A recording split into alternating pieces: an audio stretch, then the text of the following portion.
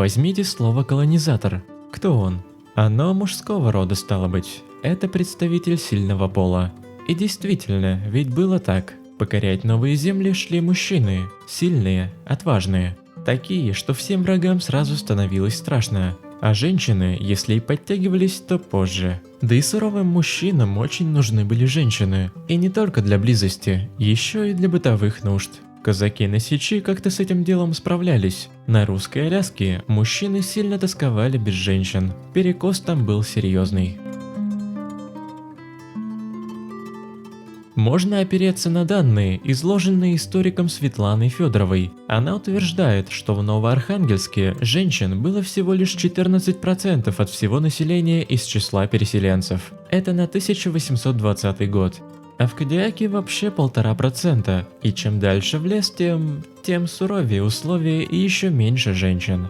К 1860 году на Аляске было почти 6 сотен мужчин и всего 20 женщин. Здесь уже не о 9 ребятах нужно петь на 10 девчонок. Все серьезнее. Можно догадаться, как обходились русские мужчины-переселенцы. Весь смак в деталях. О них я и расскажу. Понятно, что на Аляске и на калифорнийских территориях было много местных женщин, индианок, алеуток и остальных.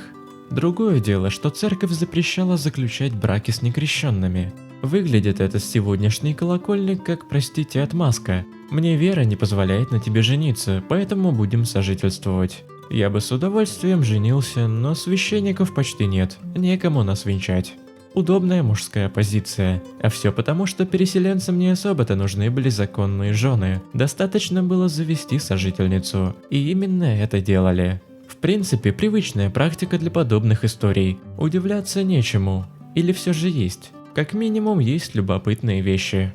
Был такой этнограф, Кирилл Хлебников. Он жил какое-то время на Аляске и возмущался, потому что появилась одна практика. Индейцы-тлингиты приводили женщин из числа своих. Русские переселенцы пользовались услугами дам, давали им ценные вещи. Мужчины-индейцы потом это все отбирали у девок. Хлебников указывал, что многие промышленники разорились, потому что спустили все ценное на индианок. Сам этнограф услугами местных женщин не пользовался, он только лишь возмущался, что русские это делают, а индианки только за. Еще Хлебников возмущался, что у женщин все отбирают местные мужчины. Он удивлялся, что русские соглашаются на близость с женщинами, которые, согласно своим обычаям, носили в нижней губе деревянные планки. При этом всем этнограф отмечал, что ход вещей в принципе вполне объяснимый и необходимый. Если бы девушек не было, то неизвестно еще, как бы развивались события. Мужчины-переселенцы зверели бы и совершали какие-нибудь преступления. Правитель Аляски Александр Баранов пытался со всеми этими вещами бороться, но не всегда у него это получалось.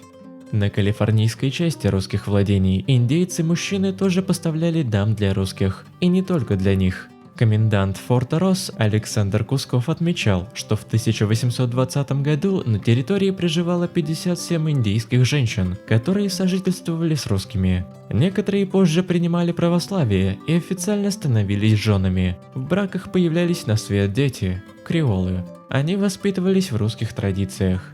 Далеко не у всех все так хорошо складывалось. Зачастую мужчины уезжали далеко на север. Женщин туда не брали, поэтому индианкам приходилось возвращаться в свои племена или искать новых мужчин. Мешало еще и то обстоятельство, что русские часто осознавали, Аляска это временно, Форт Росс это не навсегда, поэтому они старались не связываться серьезно с местными дамами. В 1827 году Петр Чистяков, правивший Аляской, задумал решить проблему нехватки женщин своим способом. Он обратился к российскому правительству в Петербурге с просьбой выписать дам оттуда, из России, с материка. С одной стороны, просьба довольно логичная, понятная. Чистяков хотел, чтобы русские не путались с индианками, а имели возможность строить отношения с русскими женщинами. С другой стороны, сложно было удовлетворить просьбу Чистякова. Ему ответили так, как я скажу далее. Цитировать не буду, а передам лишь смысл.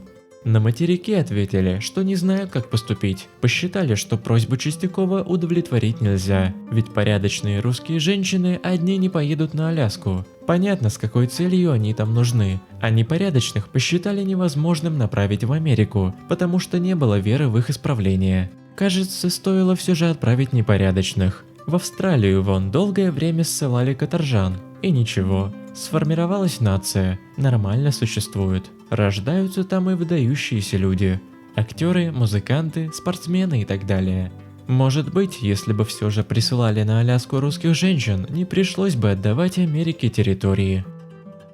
Если вам понравилось, не забудьте поставить лайк, подписаться на канал Загадки Истории и нажать на колокольчик, чтобы не пропустить новые видео.